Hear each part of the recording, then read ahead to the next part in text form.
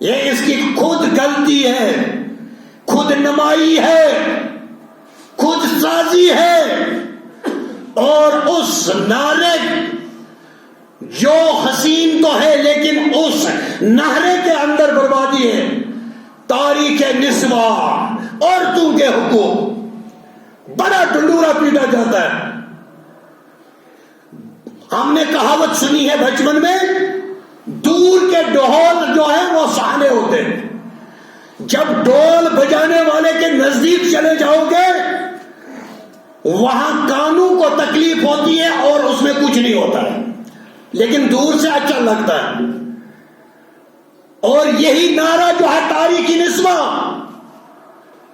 پوری دنیا کے اندر اس کا ڈنڈورا پیٹا جاتا ہے، اور مقصد یہ ہے کہ اس عزت دار خاتون کو اس پردے سے نکال کر معاشرے اور سماج میں اس کو عریاں اور بے عزت کیا جائے۔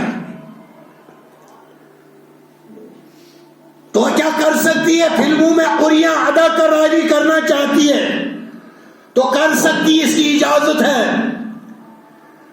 جس مرد کے ساتھ بدکاری کرنا چاہے کر سکتی ہے، ساری زندگی اولاد پیدا نہ کرنا چاہے کر سکتی ہے، حمل ساکت کروانا چاہے کروا سکتی ہے، جتنی مرتبہ بوائے فرینڈ بدلنا چاہے بدل سکتی ہے، ہم جنس پرستی کرنا چاہے کر سکتی ہے۔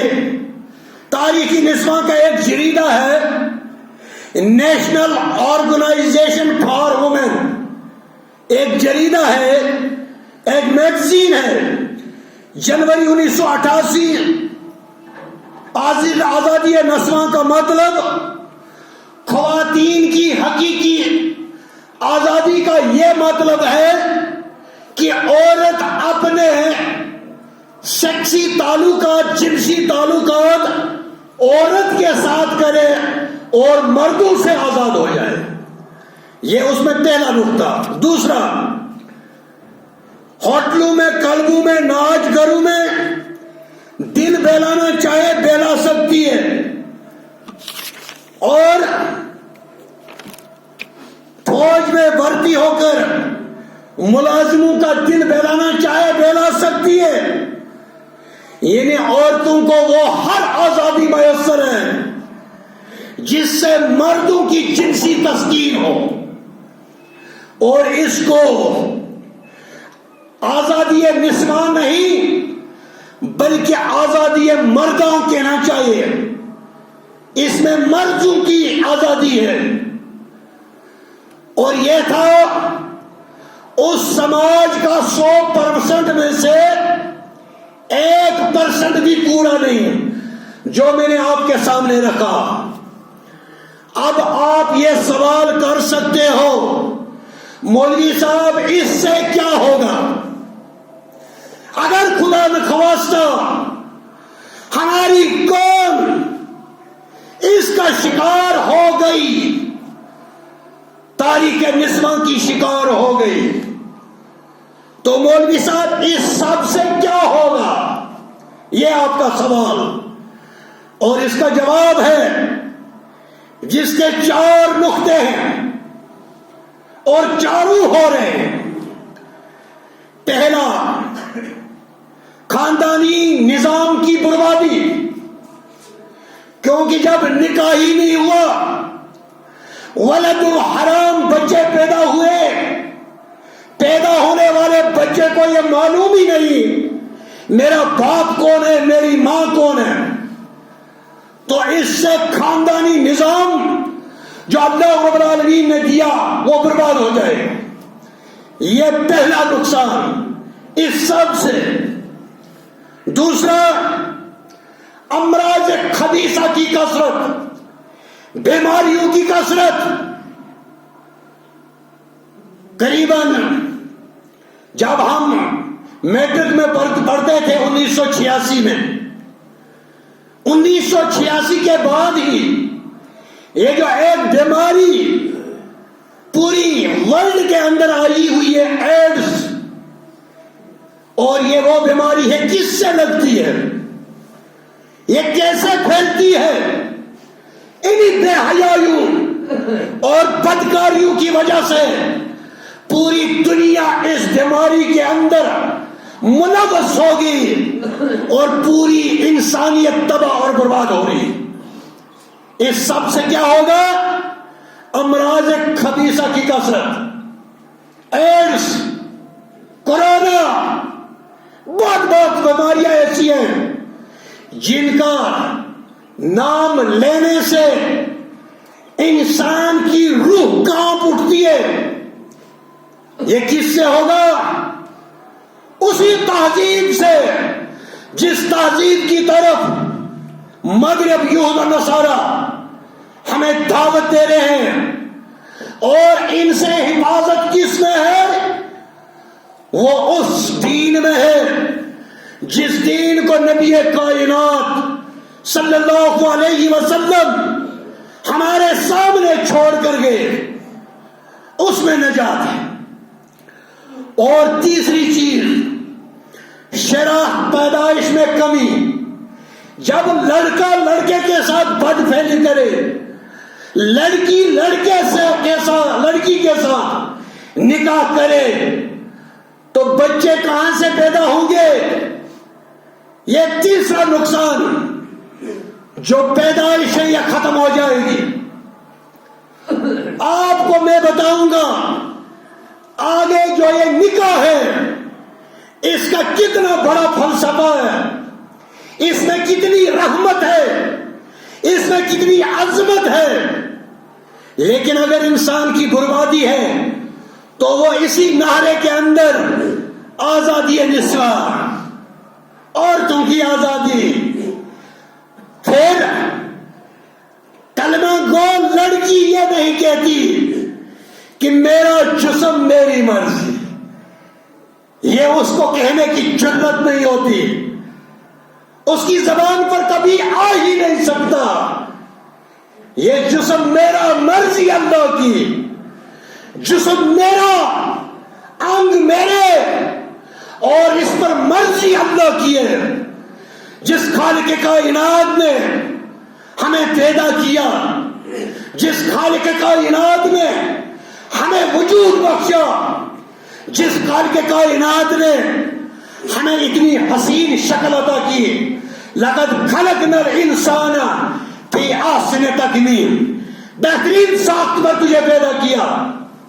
فطرت کے مطابق، تیری فطرت جو چاہتی تھی اسی کے مطابق اللہ رب العالمین نے انبیاء علیہ السلام کو مبعوث کر کے تیری روح کی تسکین کے لیے وہ تعلیم بھیجی گئی، جو تعلیم ہمارے پاس پیغمبر آخر زمان خاتم الانبیاء حضرت محمد رسول اللہ صلی اللہ علیہ وسلم لے کر آئے.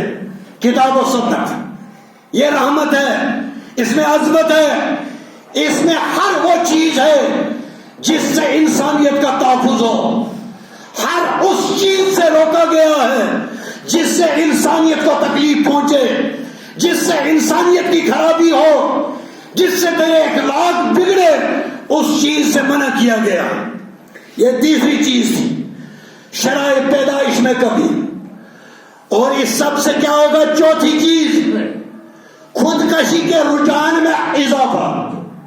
دیکھ رہے ہو ہر دن، ہر منٹ اور گھنٹے کے بعد کہیں نہ کہیں سوسائڈ ہو رہا ہے. وجہ یہی ہے، جب ہم نے اللہ کے قانون کے ساتھ جنگ کی، جب ہم نے اللہ کے قانون کو روندا، جب ہم نے اللہ کے قانون کو ٹھکرایا، تو اللہ رب العالمین نے ہماری فطرت کے مطابق اس اسلام کو ہمارے لیے بھیجا تھا، اس نبی کو ہمارے لیے رحمت بنا کر بھیجا تھا. جب ہم نے اس تعلیم کو چھوڑ دیا تو پوری انسانیت اس وقت اس عذاب کے اندر گرفتار ہے. چھوٹا سا وائرس کرونا، چھوٹا سا ہے نا، نظر بھی نہیں آتا. پوری 200-250 ملک ہیں دنیا کے اندر، پورے پریشان ہو چکے ہیں. کوئی ویکسین نہیں بن رہی ہے جو اس کا توڑ ہو، کوئی دوائی نہیں بن رہی جو اس کا توڑ کر سکے. اللہ رب العالمین نے بتایا میرے بندے تو نے میری بھیجی ہوئی شریعت کے ساتھ ناانصافی کی, تو نے وہ مقام اسے نہیں دیا, اس لیے کیا تجھے ذلت اور مسکنت کے اندر پریشانی کے عالم میں اس ایک چھوٹے سے باعث سے پوری دنیا پریشان. اور یہ تھا وہ مغرب کا نقشہ جو میں نے 3 خطبوں کے اندر آپ کے سامنے پیش کیا. اب اس کے بعد جو آگے ہم چلیں گے خطبہ نکاح, اب آپ کو سمجھ آئے گا یہ نکاح کتنی عظیم چیز ہے, اس نکاح کا مقصد کیا ہے. اس نکاح سے ہم ان امراض خبیثہ سے بچ سکتے ہیں, اس فحاشی کے نظام سے بچ سکتے ہیں, اپنی بیٹیوں کی عزت بچا سکتے ہیں, اپنے بچوں کی عزت محفوظ کر سکتے ہیں, اپنے آپ کو ان موذی امراض بیماریوں سے محفوظ رکھ سکتے ہیں. اس کے لیے ہمارے لیے روڈ میپ نسخہ کیمیا محمد رسول اللہ صلی اللہ علیہ وسلم جو کچھ لے کر آئے اس میں ہماری کامیابی ہے, کیونکہ نبی کریم صلی اللہ علیہ وسلم قرآن جو ہے وہ وہی ہے اور نبی کا فرمان بھی وہی ہے, جو حدیث ہے وہ بھی وہی ہے. فرق اتنا ہے, ایک وہی مطلوع ہے, دوسرا وہی غیر مطلوع ہے. مطلوع ہو گیا جس کی تلاوت کی جاتی ہے نمازوں کے اندر قرآن, اور غیر مطلوع وہ وہی ہے جو قرآن کی بعض جگہوں پر سمجھانے میں مدد کرتی ہے, تفسیر کرنے میں مدد کرتی ہے. اور اللہ رب العالمین نے آخری پیغمبر کے بارے میں فرما دیا وَمَا يُنْطِقُ عَنِ الْهَوَىٰ إِنْ هُوَ إِلَّا وَحْيٌ يُوحَىٰ. نبی اپنی طرف سے کوئی چیز آپ کو نہیں بتاتا, نبی وہی چیز بتاتا ہے جو میں اللہ اس کو بتاتا ہوں, وہی حکم وہ آپ کو سناتا ہے. یعنی کتاب اللہ قرآن بھی وہی اور نبی کا فرمان بھی وہی کے بغیر میرے آقا کلام نہیں کرتے.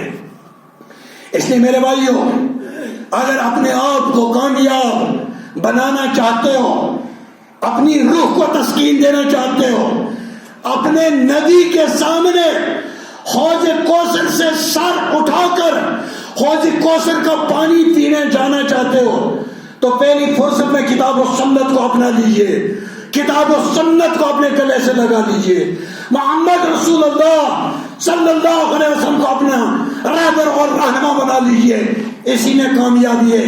باقی یہ جھوٹے نعرے, یہ دور کے ڈول ہیں, جب نزدیک پہنچتا ہے آدمی کی روحیں کانپ اٹھتی ہیں. کل میں ایک انگریز لڑکی کا جب وہ ایمان قبول کر رہی تھی, بہت رویا اس نے, بولے میں اس دلدل میں پھنسی تھی جس دلدل میں نکلنا بہت مشکل ہے. مغرب کے اندر جس سماج کی بات میں آپ کو سنا رہا تھا اس میں اگر 100 آدمی ایمان قبول کرتے ہیں اس میں سے 60% عورتیں ہیں, یعنی 60 عورتیں ایمان قبول کرتی ہیں اور 40 مرد قبول کرتے ہیں, کیونکہ انہیں معلوم ہے جس سماج میں ہم رہتے ہیں جو نعرہ آج تک دیا گیا, اور یہ یہود و نصارہ ہر وقت اسلام کے دشمن رہے, ہر زمانے کے اندر, ہر صدی کے اندر انہوں نے اسلام کے اندر تقلید کاری کی, اور ہمیں اس کے بدلے میں کیا کرنا ہے, کتاب و سنت کو مضبوطی سے پکڑنا, جس کے بارے میں کائنات کے امام اعظم حضرت محمد رسول اللہ صلی اللہ علیہ وسلم نے فرمایا تھا ترکت فیکم امرین, میں تم میں 2 چیزیں چھوڑ کر جا رہا ہوں, اگر تم لوگوں نے ان 2 چیزوں کو مضبوطی سے پکڑ کر رکھا تم کبھی گمراہ نہیں ہوں گے, ایک کتاب اللہ, دوسرا سنت رسول اللہ صلی اللہ علیہ وسلم, اسی میں کامیابی ہے. وآخر دعوانا ان الحمدللہ رب العالمین, والسلام علیکم ورحمۃ اللہ.